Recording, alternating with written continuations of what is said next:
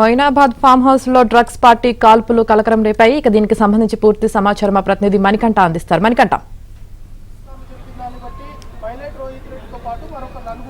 Moinabad Rohit Reddy farm house లో జరిగిన drugs పార్టీపై పోలీసులు కేసును దర్యాప్తు చేశారు. ప్రస్తుతం కేసుపై పూర్తిగా దర్యాప్తు అయితే చేస్తున్న పరిస్థితి కూడా కనబడుతుంది. అయితే ఈ కేసుకు సంబంధించి ఇప్పటికే 11 మంది ఈ పార్టీలో పాల్గొనగా, ఈ డ్రగ్స్ పార్టీలో పాల్గొనగా అందులో 6గురికి డ్రగ్స్ పాజిటివ్గా తేలింది. ప్రస్తుతం వారిని ఒక రహస్య ప్రదేశంలో ఉంచి వాళ్ళ దగ్గర నుంచి పూర్తి స్థాయిలో వివరాలు రాబడుతున్న పరిస్థితి నెలకొందని చెప్పుకోవచ్చు. ముఖ్యంగా ఈ డ్రగ్స్ పార్టీ నిర్వహించినప్పుడు కొకైన్ 2 గ్రాముల కొకైన్ను ఈగల్ టీం అధికారులు స్వాధీనం చేసుకున్నారు. అలాగే అక్కడ ఆ 11 మందిలో 6కి డ్రగ్స్ పాజిటివ్గా తేలింది. కాబట్టి ఆ డ్రగ్స్ను ఎప్పటి నుంచి వాళ్ళు వినియోగిస్తూ ఉన్నారు, ఎక్కడెక్కడ వాళ్ళు డ్రగ్స్ను కొనుగోలు చేస్తున్నారు, గతంలో ఇంకెప్పుడైనా పార్టీలు నిర్వహించుకున్నారా, డ్రగ్స్ పార్టీలు నిర్వహించుకున్నారా, అసలు ఈ డ్రగ్స్ ఎవరి ద్వారా సరఫరా అయ్యాయి అనే దానిలో కూడా పూర్తి స్థాయిలో దర్యాప్తు మొదలుపెట్టారు ఈగల్ టీం అధికారులు.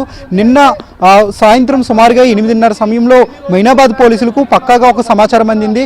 రోహిత్ రెడ్డి ఉంటున్న విఎంఆర్ ఫామ్ హౌస్లో డ్రగ్స్ పార్టీ నిర్వహిస్తున్నారని విశ్వసనీయ సమాచారం రావడంతో ఈగల్ టీం అధికారులు, మొయినాబాద్ పోలీసులు, అలాగే వీరితో పాటుగా లోకల్ ఎస్వటి పోలీసులు 3 బృందాలు జాయింట్ ఆపరేషన్ నిర్వహించారు. సో లోపలికి వెళ్ళి వాళ్ళని ఆ డ్రగ్స్ పార్టీ నిర్వహించుకుంటున్నారు కాబట్టి మేము చెకింగ్కు వచ్చామని పోలీసులు చెప్పే ప్రయత్నం చేశారు. అయితే ఆ సమయంలో పోలీసులపై రితీష్ రెడ్డి, పైలట్ రోహిత్ రెడ్డి తమ్ముడు రితీష్ రెడ్డి తన పేరు మీద ఉన్న రివాల్వర్ను తీసుకుని ఢిల్లీకి సంబంధించిన ఒక ప్రైవేట్ రియల్ ఎస్టేట్ వ్యాపారి అయిన నమిత్ శర్మ పోలీసులపై ఒక్కసారిగా రౌండ్స్ని అయితే కాల్పులకు అయితే దిగాడు. మొత్తం 4 రౌండ్లు ఫైరింగ్ జరిగినట్లు పోలీసులు అయితే గుర్తించారు. ప్రస్తుతం రివాల్వర్ను స్వాధీనం చేసుకున్నారు. అయితే కేసుకు సంబంధించి పూర్తి స్థాయిలో దర్యాప్తు చేపట్టారు. ఎందుకంటే పైలట్ రోహిత్ రెడ్డి తమ్ముడు రితీష్ రెడ్డి పేరు మీద, ఈ లైసెన్స్ పేరు మీద రితీష్ రెడ్డి మీద కాబట్టి ఈ లైసెన్స్డ్ గన్ అతని పేరు మీద ఉంది కాబట్టి, కానీ దాన్ని ఢిల్లీకి సంబంధించిన ప్రముఖ బిజినెస్ మ్యాన్, రియల్ ఎస్టేట్ వ్యాపారం చేస్తున్న నమిత్ శర్మ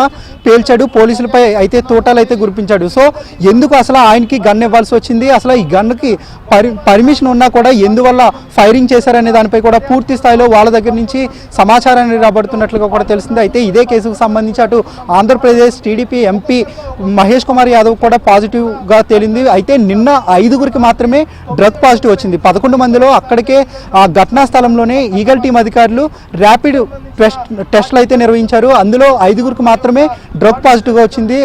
రోహిత్ రెడ్డితో పాటు అలాగే నిషిత్ రెడ్డి, వీరితో పాటుగా నమిత్ మిశ్రా, అలాగే వీరితో పాటుగా పుట్ట మహేష్ కుమార్ యాదవ్ కూడా నిన్న డ్రగ్ టెస్ట్ నిర్వహించారు. అయితే నిన్న మాత్రం ఆయనకి నెగిటివ్ వచ్చింది. అయితే ఈ 6గురిని మరోసారి ఎర్రగడ్డ ప్రభుత్వ ఆసుపత్రికి తీసుకెళ్లి అక్కడ ఒక రహస్య ప్రాంతంలో వీళ్ళ వద్ద నుంచి రక్త నమూనాలను సేకరించారు. సో ఆ సమయంలో ఈరోజు మరోసారి కన్ఫర్మేషన్ కోసం డ్రగ్ టెస్టులు నిర్వహించగా ఈరోజు టీడీపీ ఎంపీకి కూడా డ్రగ్ పాజిటివ్గా తేలింది. సో ఓవరాల్గా వీళ్ళందరినీ ప్రస్తుతం అదుపులోకి తీసుకున్నారు. 11 మందిలో ఎవరైతే నెగిటివ్ వచ్చిందో వాళ్ళకి మాత్రం నోటీసులు ఇచ్చి విచారించి పంపించి వేసేశారు. కానీ ఎవరికైతే పాజిటివ్ వచ్చిందో వాళ్ళని మాత్రం పోలీసులు ఇప్పుడు ప్రస్తుతం అదుపులోకి తీసుకున్నట్లుగా కూడా తెలిసింది. మరోవైపు ఈ కేసుకు సంబంధించి న్యాయమూర్తి ఎదుట మరికొద్దిసేపట్లో ఈ 6గురిని కోర్టు ఎదుట హాజరు కాబోతున్నారు. అయితే ఈ రోజు కోర్టు ఆదివారం కావడం, సెలవు కావడంతో ఈ న్యాయమూర్తి నివాసంలోనే ఈ 6గురిని ప్రస్తుతం కోర్టు మెజిస్ట్రేట్ ముందు హాజరుపరిచి అక్కడి నుంచి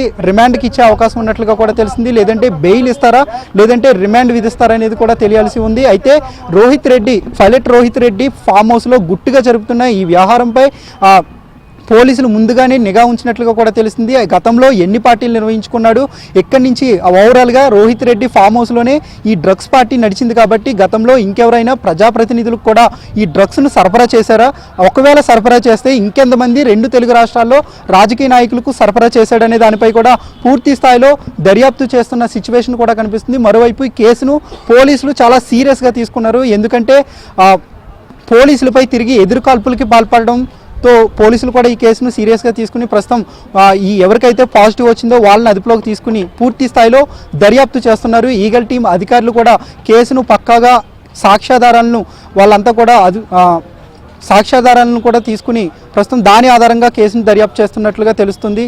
Yamini. Right, thank you Manikanta.